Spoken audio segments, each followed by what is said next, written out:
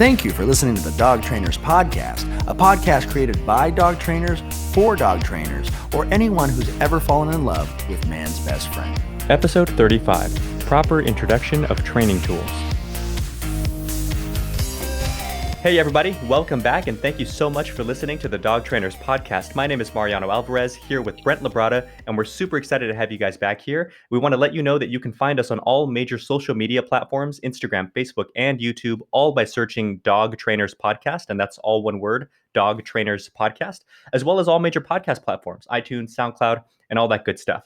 We want to give a quick shout out to the cities that have been showing us love lately. We do notice a trend these days, which is awesome. And it's funny, we notice like every 3 or 4 episodes or so, the trends kind of shift. So lately it's been Atlanta, Georgia. What's up to you guys? San Jose, California, Lake Stevens, Washington, and Denver, Colorado. A few episodes ago, we had like a solid 3 or 4 episode run where it was, our friends in Oregon, other parts of California and stuff like that. We also want to give a quick shout out to our new listener friends in Singapore, Denmark, and Poland. Hello, hello. So without further ado, I'm going to bring in Brent here. And our topic of the week is dealing with clients and introducing tools. So without further ado, over to you, man.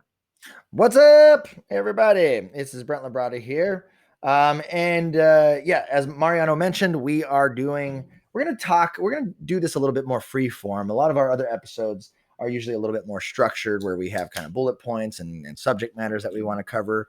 And today I just want to riff with my friend Mariano on kind of how we introduce tools.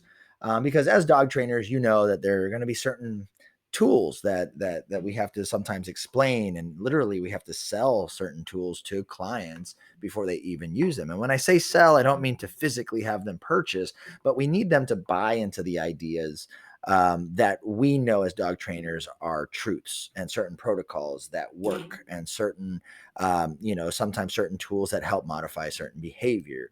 And so this can sometimes be a slippery slope, and there is some technique, and there is some delicateness to this. I guess maybe we can kind of go through how we used to express ourselves. And, funny enough, the more that you train dogs and the more clients you work with, you kind of start learning better techniques and better ways of approaching it. That's what I want to go over with my friend Mariano today. So let's get started let's discuss first some of the main pushbacks that what tools cause the most pushback in dog training, and let's go ahead and get started. You want to list those off for us, Mariano? Yeah, sure. So I'll kind of list it off in a broad sense, and then we can dive into them a little more detailed in a second here. So just as an idea, some of the biggest things that we as trainers get pushback on from clients, or sometimes even other dog trainers. Training collars, right? And that could mean anything from like slip leads to training to prong collars to e-collars to, crates and otherwise confinement training, X pens and things like that. Just kind of the idea of putting your dog away for a period of time. Muzzles, which we use it as a safety tool. We use it as a way to make sure that we can work things in a repeatable and, and kind of manner Safe. to where safe, right? But, I notice a lot of people have a funny pushback on that because they think their dog looks scary. And treats, food. It is surprising actually how many people give you a lot of pushback with food. And I'm not talking, at least not only talking like trainers, but a lot of owners have that same sort of idea. Like, man, I don't want my dog to be only listening to me when it comes to treats. So this is kind of the macro, and let's dive a little further into this. Okay, yeah, let's dive into the micro. So basic areas, as he mentioned: training collars, crates and confinement, muzzles, treats, and I would even say walking tools in general, right? So like there's, trainers on both sides. We might argue harness, we might argue halty, we might argue all these things. And you know what? Every tool has its own his own purpose, right? And I would say if we are bashing certain tools, then that usually means that we don't know how to use it, to be very honest, or we don't know the context in which that tool goes, it should be used. But this is usually what we see in clients, right? Now I can expect it from clients, but I really want to just tell people, if you guys judge certain tools in dog training, right? Usually on the more balanced side, we are judging halties and harnesses and all these things. I would recommend and challenge you guys, go learn how to actually train a dog on a halty and train a dog on a harness, right? It will definitely give you a whole new respect for the tool, and you'll actually understand why a certain percentage of the dog training community still believes in them, right? And again, I know this is kind of far fetched, but those dog trainers who don't believe in e-collars, pinch collars, choke chains, well, it's probably because they've never used them also. So I would have you challenge yourself to experience and experiment with one of those so that you can see the delicacies and the actual proper techniques on how to use those. Because really, guys, this is all about technique. Tools don't make you a good or bad dog trainer. Your technique makes you a good or a bad dog trainer. All right. 100%. And the funny thing that you and I have talked about on this podcast, and then just like on our own, just as we talk, is you know there are those, whatever side of the training spectrum, like you're more toward the force free side or more toward like the balanced kind of training methodology, so to speak, side. Um, it's not so much like you should absolutely learn how to use these tools, but I think our biggest gripe, or at least my biggest gripe, is um, if you're against the tool for like ethical reasons or whatever the case, like that's fine. That is your choice, and it's an understandable position. I get where you're coming from. Mhm. Only where I get annoyed is at least know what you're talking about and present it realistically. I Yeah. think back of like Yeah. to I think it was episode like 8 or 9 when we were talking about the stuff you should know podcast, and they presented like dominance training is what they called it, and they were talking about some craziness, and I was like, I don't know, man, if you're gonna talk pure positive in a way that's pretty accurate, why don't you talk about balance training in a way that's pretty accurate and go from there? But Mhm. that's the big gripe as I see it. Yes, 100%, 100%. And I guess let's jump into the client side.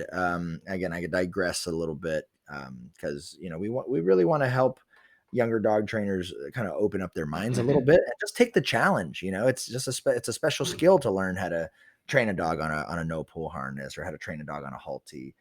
Because then you know what, it might even open up some doors in the future that you might be able to help a client who normally you wouldn't be able to help otherwise, right? If you Hmm. didn't know how to use those tools. But let's kind of talk about what is the pushback we get, and all you dog trainers out there listening who do use, training collars in general. There's always pushback. Sometimes there's pushback just on the simple concept of putting something around the dog's neck, right? Hmm. Um, and again, is this is a huge block in people's mind, especially if they've witnessed their dogs pulling themselves, choking themselves, strangling themselves, and continuing to do it, nonstop, right? Hmm. What would be some other areas you think where we get a lot of pushback from clients? Other than a training collar, Yeah, I or no, think. like about training collars in general. Oh, I mean, I find a lot of pushback when it comes to training collars, even if it's something like a slip lead or a martingale collar, are young puppies, because it Yeah, seems like most young puppies, regardless of breed and temperament, things like that, they're just the concept of having a leash on you is so new to them that they feel leash pressure for the first time. And I don't even necessarily mean working with leash pressure to train the dog, just kind of putting a leash on them, and they walk to the end of it and then they kind of clang into the end of it and they start like gator rolling and biting it and doing the whole thing. yeah, Right. And owners see this and they're like, oh no, I think he's scared of the leash. I think he's this and that. And I, yeah, I find myself explaining a lot, like, oh, you have to understand this dog he doesn't know anything about a leash. He's never been like kind of yeah. told what to do like that before. So there is an element to it that you have to kind of empathize with the dog, and kind of push forward from that place, because then that gives you a realistic understanding of where they are. Yes, yes. And so I would say that's like, witnessing the dog go through quote unquote trauma, right? So Yeah. it's like the fear of choking the dog. That's one thing. That's one reason we get pushback. It's the fear of understanding that the only way the dog is not going to choke themselves is if we apply pressure to the dog, right? And then the third thing would be um, perceived like if they witnessed a tantrum, right? Because I've been there. I've put a collar on a dog and seen this dog rear up like a wild stallion and wrap his hands around the leash and Hmm. freak out, right? And Hmm. of course, any loving dog owner is going to see that and be like, "Yeah, I don't want to do that to my dog anymore." Hmm. You Hmm. know, totally makes sense. However, there are going to be certain ways that we have to ease this in a little bit, right? And some of the younger dog trainers that I've worked with over the years, they've made those mistakes, and I've made those mistakes. I throw a pinch collar on a dog who wasn't ready for that pinch collar. I've thrown a slip lead on a dog who's never been controlled before ever a day in his life, and he's 3 years old and has always been picked up. And as soon as I put the slip collar on, the dog is freaking out, right? So We're going to talk a little bit about how we go about introducing certain tools, having certain strategies as how we introduce these tools, because sometimes there is a little bit of a strategy to getting our clients on board, and it's not always explaining the tool or giving our opinions on the tool. What would be some ways? Let's just say we were working with, let's say some of the easier collars. What would you say the main argument dog trainers give for putting a collar on a dog versus like a halty or a harness? Oh, you get better control, you get better leverage. It's sometimes harnesses, halties, depending on the size or the shape of the dog, can slide off and or like bust open at the seam, where the Velcro or Mhm, these are all things that I've seen before. I'm sure you have too. And the same goes for like collars, like regular collars. mhm, When I think of a training collar, I think of something like a slip lead or a martingale or a prong, something that kind of tightens down when the dog pulls away. So it mhm, has, other than that corrective element to it, it's got kind of this like built-in safety mechanism to it, to where that dog ain't going anywhere. mhm. But those are some of the arguments that I've heard uh, against things like harnesses. In defense of collars themselves that go around the dog's neck. Some others are like, well, harnesses are what allow the dog to pull. Harnesses just don't, they don't quite get the message across to the dog, and stuff like that. They allow the dog to continue to escalate and things like that. Yeah, it like loads up the dog, loads Exactly. up their behavior. Yeah, and I guess all of those are true if that's what we teach the tools to actually mean to the dog, right? If we use it as a loading tool.